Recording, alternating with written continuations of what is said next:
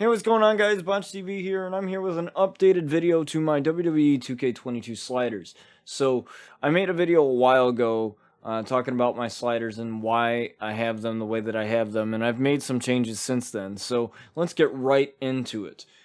So, you're going to go to gameplay first, and you're going to be prompted with the gameplay options. You're going to want it to be legendary, weight detection to be simulation, and another important thing is to have auto reversals for ground attacks to be off, which means you are going to have to press the Y button on Xbox or the triangle button on PlayStation to reverse ground attacks. I believe this is default to on. Rope break automatic I have on. A lot of these other settings don't really matter. Most of them are personal preference. This is where you're going to want to pay attention. The balancing. Now, I'll explain why I have certain sliders the way that I have them, just so that you guys have a better idea. First of all the reversal rates are 75. Now, some of you are like, why so high? Well, I noticed that with this, I get really good back and forth matches, really good methodical matches, and you know, if you feel that the AI is reversing way too much, you can tone these down a little bit. But I've noticed that both CPU and player versus AI, I've been able to get really good methodical matches. I go for balance. I want some matches to last long and some matches to not last long. I mostly play my universe mode, so I can make a match last how long I ever want. But I love those moments where the AI kicks out, and I don't think that the AI is going to kick out, but they do anyway. I love creating special moments in matches, and having these sliders the way that they are allows me to do that. Allows me a little bit more control, and that's what I want. Like I said, these sliders aren't going to be above all, end all. You know, you're going to have to make adjustments to accordingly to what you want for your matches, what gameplay style you want to have. So, these sliders aren't going to be a miracle worker for everybody. The entrance run-ins I have all the way to off. Now, I noticed that in the gameplay options, you can choose it to player and payback in exhibition so that they don't run out in exhibition. Universe mode, some people have the wrong idea. This doesn't affect universe mode, these run-in sliders. You can control a run-in if you want to. With the settings, you can have AI cash-ins and stuff like that be off in universe mode and control the run-ins. So this doesn't really affect run-ins too much, unless you're playing with run-ins on, I believe, in universe mode. But if you control your run-ins, like if you want somebody to cash in, then you don't really have to worry about these sliders here. I just have them to 0 anyways. Referee downtime is 100, and I have that to 100 because I want the referee to sell more. And you're going to hear me say that a lot. Selling, selling, selling, selling, selling. That matters. And I like to be able to tell a story, and there's nothing like telling a story with a good ref bump. And I want the referee to be down for a significant amount of time, so 100 is right where I feel it should be.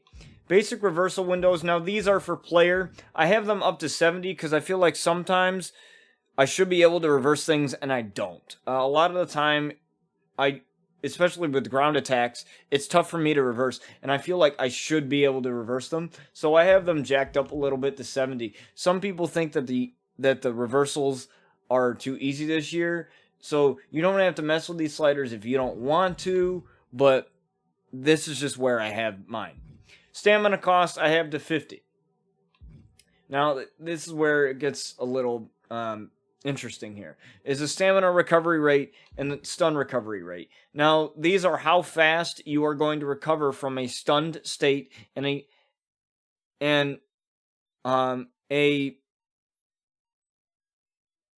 or from your stun bar, I mean. Your stun bar, not a stun state, but your stun bar and your stamina bar. So that stun bar that appears above your head, so that bar, if you don't get hit, that bar is going to go down. So I have that to low so that, you know, it still has an opportunity for somebody to get stunned. And I've noticed that, you know, this shows wear and tear throughout a match. This shows selling, it's able to tell a story, and that's exactly what I want to do with my matches. That's how I choreograph my matches. I choreograph my matches based on the story that I want to tell, which is why I control them. Control my matches, like I play versus the AI. So, with that in mind, that is what these are for. The rollout frequency. Now, this is how frequent, hence the name rollout frequency, that a person is going to roll out after a big move, such as like when you're in a multi-person match and somebody's taunting and then you hit a move on them while they're taunting. They weren't expecting that and they may roll out. And I have this toned down a bit because I always hated that animation. I always felt like that animation kind of took control away from the player.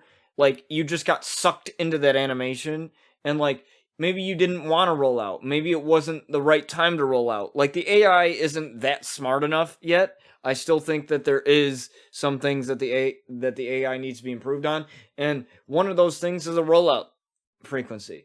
How frequent they roll out. Like, sometimes they have a good opportunity to get a pin and they roll out anyway. And I don't want that. So I have it to 35.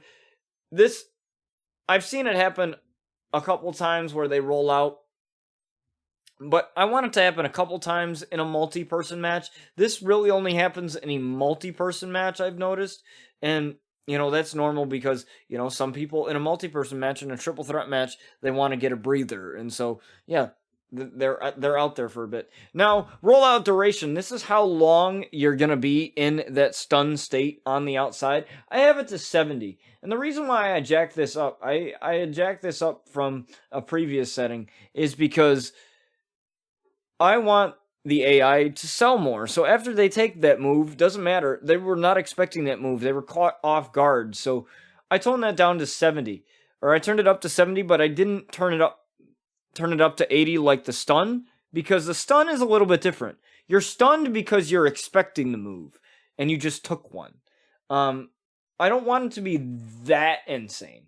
I've noticed that if you time it, it's about maybe 10 to 15 seconds, I would say, roughly, per cell. So they're going to be out there for 10 to 15 seconds. Even though that doesn't seem like a lot of time, in game time, it's a lot of time. I've noticed. And the whole idea is to sell more. That's what a lot of people have complained about previously in these games, is that the AI doesn't sell enough. So here we go. You got settings that will allow the AI to sell more. And if you want to turn these down, if you feel like they're too much, go ahead and do so. But most people, I've seen them have them up in the 60s, 70s, and 80s, and these just been really good for me. Now, the Vitality Regen rate and the Vitality Regen cooldown, after you don't take damage for a while, you start to regain some health. And a lot of you have been saying, why is the AI kicking out of like 5 finishers? Why is someone like Chad Gable kicking out of 3 RKOs? This is why. Because the AI, or the Vitality rate cooldown and the regen rate, you regenerate health after a while after not taking damage. So if the AI is reversing and is delivering damage to you, and they're not the ones taking damage, you regenerate a little bit of health. And sometimes that allows the AI just enough to kick out. And also, another good tip for kicking out of finishers, for not having the AI kick out of 500 finishers, turn off resiliency payback on the AI. Don't have resiliency payback on, because then they will use it. I've noticed that that's helped out too as well. Usually the maximum amount of finishers that I've noticed with these sliders is 2 for the kickouts. Maybe 3, but it all depends. I've noticed 2 at more recently than anything. And I think that that's a good balance. I feel like as long as you have the balance that you want and a good balance, then you're fine. Now, thank you to everyone in the comments section of my previous video that had told me what this next slider is, and that's the AI damage scaling. And this is how badass, I should say, the AI is. This slider. So what I mean by that is how much damage the AI is delivering to you. The more you have this up, the more the AI damages you in one move. So like a punch, a kick, a grapple. I have this to 20 because I want a long methodical match. I feel like if I jack it up, then the AI is just going to beat the living hell out of me. And before you know it, every match is going to be a 4-minute match. And the way that I do my universe modes, except for one show that I do, Rise is completely CPU versus CPU, but Dusk, RCW Dusk, and RCW the regular show on my channel, those are controlled by me. So I want a little bit more control over my matches. So that's why I have this down so low. I let the AI get a few shots in on me. I let the AI whoop my ass. And then I'll have a really good methodical match. I'm looking for a good match that tells a story, a great match. And with these settings, I've been able to do that. So that is why I have that there. The drag escape difficulty and the carry escape difficulty I have to 30, just because I want it a little bit easier for both me and the AI to escape the carry and drag animations. And that's pretty much it. I'll go through them again real quick for you guys so that you guys can get them.